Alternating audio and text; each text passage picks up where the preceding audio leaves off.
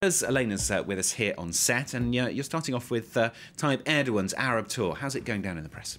Well, here in The Guardian, they aren't terribly impressed. Inside, they accuse him of opportunism and playing a high-stakes game. They say that Turkey is following what they call a neo-Ottoman imperialist policy, trying to regain the amount of influence and control in the Arab world that they had a century ago, during the time of the Ottoman Empire, of course. They say Erdogan has realised the quickest and easiest way to do that is to portray himself as the person taking the boldest line against Israel in the Arab world. And they say, while that might play well with the Arab street, the stakes are pretty high. He could completely alienate the US and other NATO partners. They say he does seem to be backing down a bit. He changed plans to visit Gaza after probably realising that might be just too inflammatory. But they say if he carries on this way, he might be popular in the Arab world, but he could totally alienate a lot of world opinion.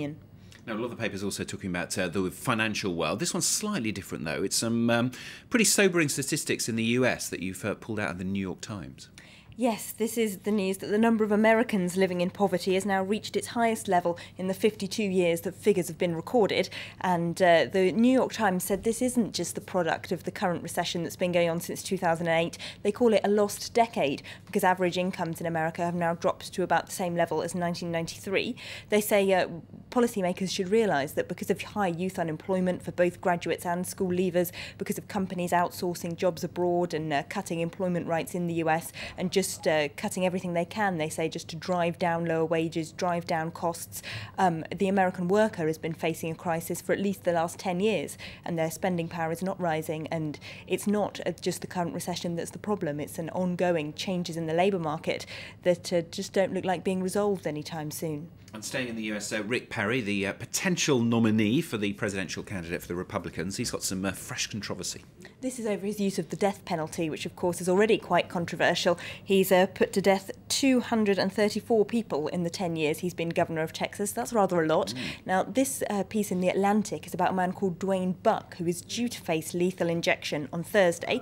But legal experts are calling for him to have a retrial. Apparently, during his original trial in 1997, an expert witness told jurors he would be more dangerous because he's black. This was apparently, quite shockingly, accepted as testimony at the time and helped secure his conviction. But now the prosecution lawyer that helped secure that conviction is calling on the parole board for him to have a retrial, saying that in the original trial the judge came to a conclusion before the defence had even finished their arguments. But yesterday the Texas parole board threw out that appeal for a retrial, and so it looks like he will be facing the death sentence tomorrow. But it's interesting to see how Perry's run for the presidency and how much he's used his death penalty record as a campaign tool is focusing debate again in the US on that issue, which of course is normally in America taken for granted.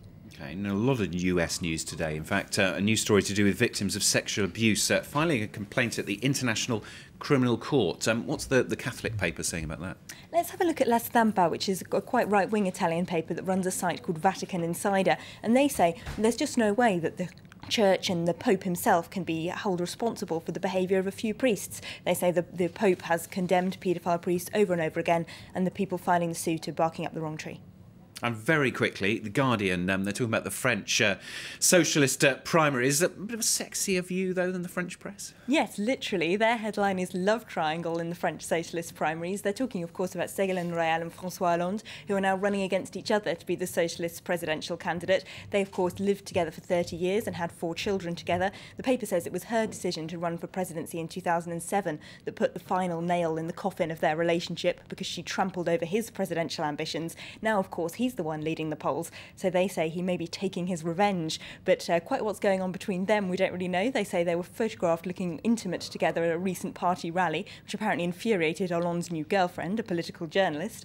So I'm sure this will give the papers lots to gossip about in the run-up to the primary, and it could make those debates particularly interesting. We look forward to them, Elena. Thanks very much. Some sexual politics in the international papers from Elena. Thanks a lot.